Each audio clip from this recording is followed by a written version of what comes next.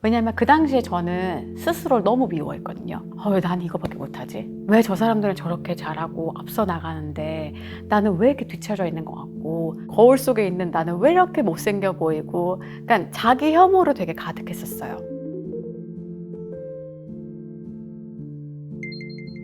네, 안녕하세요. 저는 국제 성인 수면 코치를 하고 있는 김소정입니다. 저희가 이제 수면 관련된 컨텐츠를 계속 올리고 있었어요. 어떻게 하면 잘 잘 수 있는지, 아니면 뭐 수면 정보 관련해서. 그러다 보니까 잘 인연이 닿게 돼서 그러면 많은 분들이 요즘에 수면에 관심이 많으시니 관련된 이야기를 해볼 수 있지 않을까, 이런 생각에 제안을 받아들여서 여기 나오게 되었어요. 소정님을 가수로 생각하시는 분들이 많으실 것 같아요. 네. 그래서 저도 처음에 수면 이걸 하고 계시구나 하는 마음에 좀 신기하고 근황 그런 거 있잖아요. 네네. 그래서 오늘은 좀 그런 얘기도 한번 들어보고 싶어가지고 네. 자리를 마련했는데, 제가 세바시 강연을 봤어요. 그 옛날 걸. 기억하시나요? 얼핏 기억나요. 네. 카이스트 학생에서 슈퍼스타 K로 가수가 되기까지 이야기를 해주셨는데, 사실 뭐 그 당시에는 뭔가 여러 감정이나 여러 이유가 막 있었던 것 같아요. 근데 여러 이유를 좀 갖다 붙였던 것 같아요. 나는 이렇기 때문에 이걸 선택했고, 저래서 이런 선택을 했고. 근데 지금 좀 한참 시간이 지나서 다시 돌아보니까 정말 단순하게 너무 하고 싶어서 했구나라는 생각이 들어요. 그러니까 하고 싶어서 했다라는 의미가, 우리가 이제 흔히 그런 얘기 하잖아요. 너 돈 못 벌어도 이거 하고 싶어? 보통 그 질문을 했을 때, 그래도 돈은 좀 벌었으면 좋겠는데? 이 생각이 따라오잖아요. 근데 제가 그 당시에 선택을 했었을 때는, 나 돈 못 벌어도 하고 싶은데? 그 마음이 강했어요. 물론 전혀 다른 전공과 공부를 했지만, 혹시나 내가 실패하더라도 꼭 한번 도전해보고 싶다라는 마음에서 오디션 프로그램을 나가게 됐었어요. 세바시에서 했던 내용이 그렇게 거쳐서 왔는데 좀 어려운 순간이 있어서 그거를 좀 스스로 어떻게 극복하고 있는지에 대한 거였거든요. 네. 이게 누가 시켜서든 내가 선택해서든 어떤 일을 해도 사실 어려움은 항상 있는 건데, 내가 선택했기 때문에 누구 탓을 할 수가 없는 거예요. 그래서 가끔은 탓할 사람이 있었으면 했었어요. 그러면 내 마음이 조금 더 가벼워질 것 같아서. 근데 탓하지 못하니까 오히려 내 스스로를 자책하게 되더라고요. 내가 왜 그때 이런 선택을 했지? 그러니까 뭐 가수를 했던 거를 후회하는 건 전혀 아니지만, 내가 그때 왜 이렇게 했었지? 이 사람한테 왜 이런 말을 했지? 그래서 지금 나 때문에 지금 되게 잘 안 되는 거 아닌가? 이렇게 스스로 자책하는 상황이 오히려 많아지더라고요. 그러다 보니 이제 좀 마음의 병이 들고 스스로를 미워하게 되고, 그렇게 오히려 더 안 좋아졌던 것 같아요. 그때부터 약간 불면증이라든지 그런 것도 같이 오던 시절이었나요? 네, 저는 원래는 정말 잠을 잘 자고 많이 자던 사람이었어요. 그래서 하루에 막 25시간도 자고, 그러니까 정상은 아니죠. 하지만 그만큼 그냥 뭐 누우면 그냥 잘 수 있는 사람이었는데, 한 데뷔를 하고 한 2년 정도 지나니까 점점 좀 몸이 이상해지더라고요. 근데 사실 저는 인지를 못했었어요. 근데 제가 한숨을 많이 쉰다라는 주변의 이야기가 있는 거예요. 그래서 가만히 있었는데 어머니께서 너 근데 왜 이렇게 한숨을 쉬니 이러시는 거예요. 근데 생각을 해보니까 너무 답답해서 숨이 안 쉬어져서 저도 모르게 몰아서 쉬고 있더라고요. 그래서 병원을 갔어요. 그래서 이제 얘기를 하고 상담을 하고 좀 이렇게 다니다 보니 공황장애라는 진단을 받게 되고, 그러면서 불면증이 같이 오더라고요. 그래서 이제 불면증이 온다는 게 처음에는 그냥 누워도 한 3시간 정도 아무리 누워서 잠이 안 오더라고요. 저도 이제 똑같이 일반적인 사람들이 가지고 있는 그런 고정관념대로 다 했었어요. 내가 덜 피곤하구나. 그래서 밤 9시, 10시에 막 런닝머신을 뛰고 더 잠이 안 오는 거예요. 그러다가 이제 어쨌든 병원을 다니면서 이제 불면에 좀 도움이 되는, 사실 불면에 도움이 된다기보다 일단 재워주는 수면 유도제나 멜라토닌 같은 것들을 좀 복용을 했었어요. 근데 낮에 아예 생활이 안 되더라고요. 낮에 촬영을 들어가야 되는데 그러면 먹으면 안 되는 거예요. 먹지 않으면 또 잠을 못 자죠. 그러니까 이게 악순환이 되니까 먹어도 문제, 안 먹어도 문제가 되더라고요. 그래도 나는 이제 자야 되니까 그런 약물에 이제 의존을 할 수밖에 없잖아요. 그러니까 나중에는 잘 때 헛것이 보일 정도로 리듬이나 패턴이나 모든 것이 사실 망가지기 시작했어요. 근데 뭐 이거는 약물이 잘못해서라기보다는 내 몸이 뭔가 나도 모르게 망가지고 있었던 거죠. 그 활동하는 사실 기간 내내 늘 약간 몽롱하고 되게 명랑하게 지냈던 순간들이 많이 없었던 것 같아요. 그 시절들을 돌아본다면 뭐 약간 해주고 싶은 말 그런 게 있을까요? 지금 20대 때 저를 만나면 해주고 싶은 이야기는 너무 잘하고 있어라고 말해주고 싶어요. 괜찮아. 너무 잘하고 있어. 너 너무 예뻐. 왜냐면 그 당시에 저는 스스로를 너무 미워했거든요. 왜 난 이거밖에 못하지? 왜 저 사람들은 저렇게 잘하고 앞서 나가는데 나는 왜 이렇게 뒤처져 있는 것 같고 이것도 못하고 저것도 못하고 거울 속에 있는 나는 왜 이렇게 못생겨 보이고 그러니까 자기 혐오로 되게 가득했었어요. 근데 지금 옛날에 그 제 모습을 가끔 보면은 너무 예쁜 거예요. 너무 귀여운 거예요.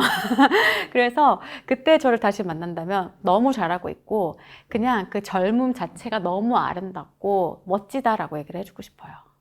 그러고 나서 인턴을 하셨더라고요. 그게 또 어떻게 선택을 하신 거죠? 이제 20대 후반이 되면서 내 이 정신 상태와 몸 상태로는 내 꿈을 쫓기는 힘들겠다라는 생각이 들었어요.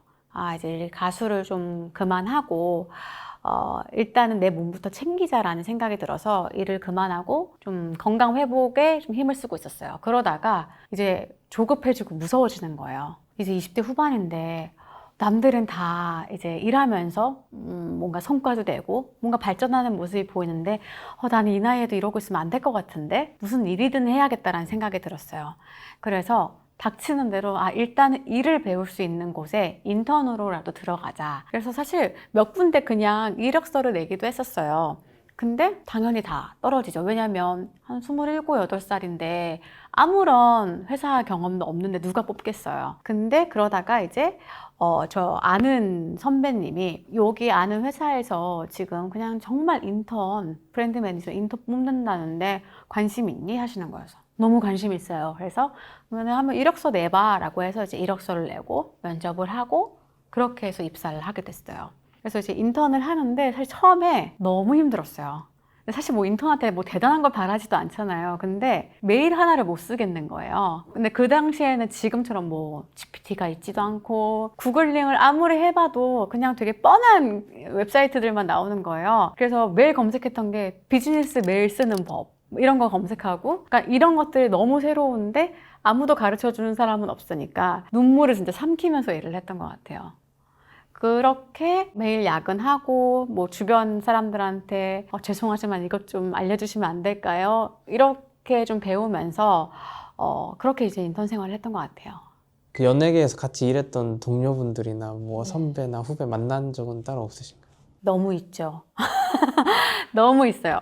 이제 커리어적으로 흑역사라고 여기는 시기가 사실 인턴이에요. 왜냐면 그게 뭐 너무 초기고 막 이래서가 아니라 그냥 제가 생각했을 때 저의 가장 부족하고 못난 모습을 봤을 때거든요. 근데 그 시기에 제가 일하던 회사로 선배님이 오신 거예요. 아는 분이. 저희 대표님 친구였던 거예요. 근데 또 인턴이었어서 너무 들어온 지 얼마 안 된 사람이다 보니 저의 자리가 정말 문 앞이었거든요. 들어오시는 분을 이렇게 정면으로 이렇게 마주보는 자리에 앉아 있었는데 들어오자마자 눈이 마주친 거예요.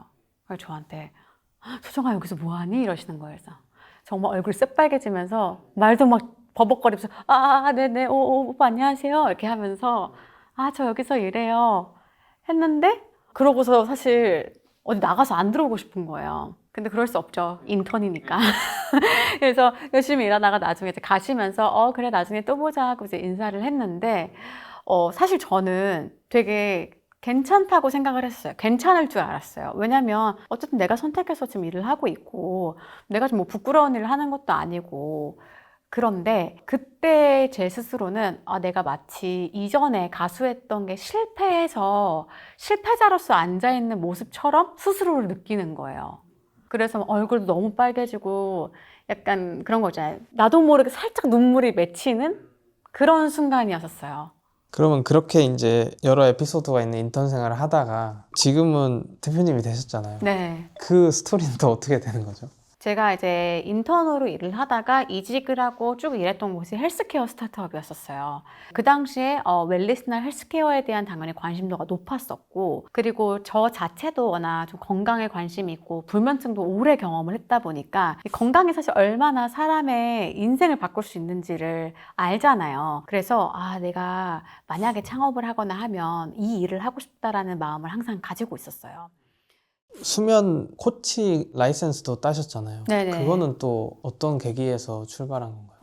일단 수면 문제를 해결하고 싶다라는 게 1번이었었어요. 그게 딱 정해지고 나서 그러면 수면 문제를 어떻게 해결을 해야 될까? 왜냐면 수면 문제를 해결할 수 있는 방법은 사실 굉장히 다양하잖아요. 디바이스를 쓴다거나 아니면 뭔가 조명이 될 수도 있고. 근데 저는 어떤 방법이든 간에 가장 쉽고 사람들이 편하게 할 수 있어야 된다고 생각을 했어요. 그러니까 사용자 경험 관점에서 뭔가 교육하지 않아도 쉽게 행동을 해야 이 수면 문제를 쉽게 해결할 수 있다라고 믿었는데, 저는 그 방법이 이제 섭취를 하는 거라고 생각했거든요. 그래서 이제 뭐 건강기능식품이나 보조제 같은 걸 생각을 했는데, 보조제 이런 식품 같은 경우에는 뭐 누가 보면 정말 쉽게 만들 수 있다라고 생각할 수 있어요. 뭐 사실 저도 처음에는 그런 줄 알았고요. 사실 이런 것들을 자세하게 보려면 연구 논문이나 이런 건 당연히 봐야 되잖아요. 이론적으로 뭔가 논문 베이스로 내가 알겠어. 근데 이게 실제로 사람한테 어떻게 적용이 돼서 그 사람의 수면을 어떻게 좀 개선을 시켜줄 수 있을까? 이런 질문을 했을 때 또렷한 답이 잘 나오지 않았었어요. 그러니까 즉 약간 실험실에 gat혀 있는 느낌이었거든요. 그래서 어떻게 하면은 실제 사람들, 이 고민이 있는 사람들을 만날 수 있을까? 그게 이제 수면 코칭이었었어요. 그래서 국내는 사실 수면 코칭이라는 게 굉장히 낯서실 거예요. 근데 미국이나 유럽 쪽에서는 이 수면 코칭이 좀 많이 떠오르고 있는 분야인데, 저희가 흔히 생각했을 때 불면증이 있거나 수면 문제가 있으면 일단 뭐 병원을 갈 거잖아요. 근데 병원에서는 약물을 처방하거나 치료 목적의 무언가를 하는데, 사실 가장 중요한 거는 이 수면 습관이나 인지를 바꾸는 행동이 되게 중요해요. 약 먹으면 잠은 올 수 있겠죠. 근데 정말 이게 내 불면증을 해결해 주진 않잖아요. 그러려면 내가 평상시에 자기 전에 어떤 루틴도 따라야 되고 하는데, 그럼 이런 거는 누가 관리를 해줄 수 있을까? 수면 코치예요. 이런 게 있다라는 걸 알고 나서부터 이걸 어떻게 공부를 할 수 있을까? 아니면 내가 어떻게 실제로 그 클라이언트를 만날 수 있을까? 그래서 이 국제 수면 코치 자격을 이제 따게 된 거예요. 그래서 실질적으로 이론적인 공부도 하고, 이제 해외에서 활동하고 있는 수면 코치 분들이랑 같이 이제 스터디도 하면서 실제 클라이언트 분들을 통해 이제 수면 문제를 좀 해결하는 그런 과정들을 같이 경험을 했죠. 그러면은 가장 뿌듯한 순간이 있나요? 사실 수면 코칭을 하고 저 이제 진짜 기적같이 잘 자요도 분명히 있어요. 근데 그것보다 사실 더 먼저 제가 캐치하는 신호는 저 이제 잘 잘 수 있을 것 같아요라고 긍정적인 마음의 신호를 스스로 읽었을 때거든요. 특히 우리나라가 조금 더 그런 게 있는 것 같아요. 피곤함이 디폴트고 두들겨 맞은 것 같은 그 느낌이 그냥 기본값이라고 생각을 하세요. 그러기 때문에 내가 잘 자려고 이걸 노력을 했을 때 될까? 개선이 될까? 이런 의구심이 많으세요. 근데 어떤 시도를 해보고 그리고 스스로 조금씩 변화하는 걸 느끼시면서 저 이제는 좀 잘 잘 수 있을 것 같은데요? 이렇게 긍정적으로 생각이 바뀌었을 때 저는 그때가 가장 좀 행복한 순간이에요. 그럼 그렇게 해서 스타트업도 하시고 또 결혼도 하고 아이도 낳고 워킹맘이 되셨잖아요. 네. 수정님의 지금 수면 패턴은 좀 어떠신가요? 사실 두세 달 전까지는 정말 엉망진창이었어요. 근데 그건 어쩔 수가 없는 게 아기가 두세 시간마다 한 번씩 끼니까요. 그때마다 이제 수유를 해줘야 되잖아요. 이제 그럼에도 불구하고 우린 잘 자려는 노력을 해야 되잖아요. 내가 명색이 수면을 공부하는 사람인데 그래도 스스로 잘 자려는 노력을 해봐야 되지 않을까? 이런 생각이 들어서 그래도 나름 예를 들면은 뭐 수유하는 시간을 조정해서 최대한 4시간씩은 한 사람이, 그러니까 저와 남편이 번갈아 가면서 할 때 4, 5시간은 무조건 잘 수 있게끔 스케줄을 조정한다든지. 그래서 생각보다 분명히 힘든 시기임에도 불구하고 컨디션이 꽤 괜찮았어요. 그래서 제가 그 당시에 스트레스 검사나 몸의 과민도나 이런 것들을 좀 검사를 해봤었어요. 근데 그 의사 선생님이 저한테 아기 낳은 지 한 2달 된 사람 같지가 않은데요? 이러시는 거예요. 너무 다 정상이라고. 진짜 잘 자는 게 이렇게 중요하구나를 좀 그때 느꼈었고, 다행히 뭐 지금은 감사하게도 아이가 통잠을 자주는 덕분에 지금은 수면 문제 없이 잘 지내고 있어요. 수면 문제로 힘들어하는 현재 엄마들과 워킹맘들에게 뭐 꿀팁 주실 수 있는 거 있을까요? 꿀팁. 저는 오히려 이전에는 아기를 낳기 전에는 꿀팁을 좀 드렸어요. 근데 근데 제가 이제 경험을 해봤잖아요. 그러니까 꿀팁을 좀 진짜 현실성 있게 드려야겠다라고 약간 반성을 하기는 했단 말이에요. 그래도 제일 중요한 건 제가 했던 것처럼 4시간 정도는 잘 수 있게끔 스케줄링을 하시는 게 중요해요. 물론 부부 중에서 한 명이 어쩔 수 없이 밤새 수유를 해야 되는 경우는 사실 쉽지는 않죠. 그렇지만 만약에 조금이라도 이거 스케줄링을 할 수 있다 하면은 4시간 정도는 잠을 연달아서 잘 수 있게끔만 해도 되게 많이 달라져요. 그 이유는 이제 수유를 하기 위해서 한두 시간마다 깨게 되잖아요. 그럼 이거는 우리가 이제 쭉 잠을 못 자고 쪼개 자죠. 이걸 수면 분절이라고 해요. 수면 분절이 되면은 어떤 상황이 생기냐? 수면이 깊은 수면과 렘 수면 이런 모든 단계가 골고루 있어야 되는데 깊은 수면 가다가 끊기고 갑자기 뭐 얕은 수면만 하다가 끊기고 그러니까 결국은 수면이 해야 되는 역할이 있어요. 뇌를 청소하거나 피지컬리 몸을 뭔가 개선시킨다거나 회복시킨다거나 근데 이렇게 되면 그 어느 것 하나도 작동이 안 돼요. 그래서 최소한 좀 시간을 붙여서 주무시는 방법을 추천드려요. 오늘 마지막 질문인데 최적의 수면 케어 딱 한 가지만 말해줄 수 있다면?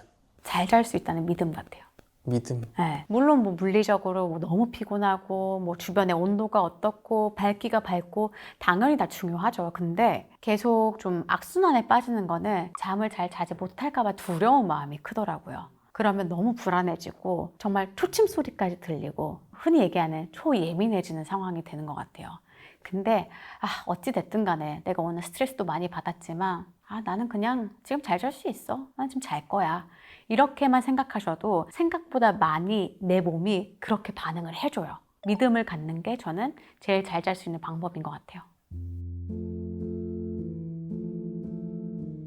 사실 수면이라는 게 뭐하고 아직 뭔지 잘 모르겠다라는 얘기를 많이 들었어요. 그래서 제가 하고 싶은 거는 어떤 게 잘 자는 건지 어떻게 하면 잘 잘 수 있는 건지 이런 것들을 사실 컨텐츠를 통해서 좀 많이 알려드리고 싶어요. 그래서 조금 더 친근하게 그럼 앞으로도 많이 기대해 주시고요. 네, 여러분 오늘도 편안한 밤 되세요.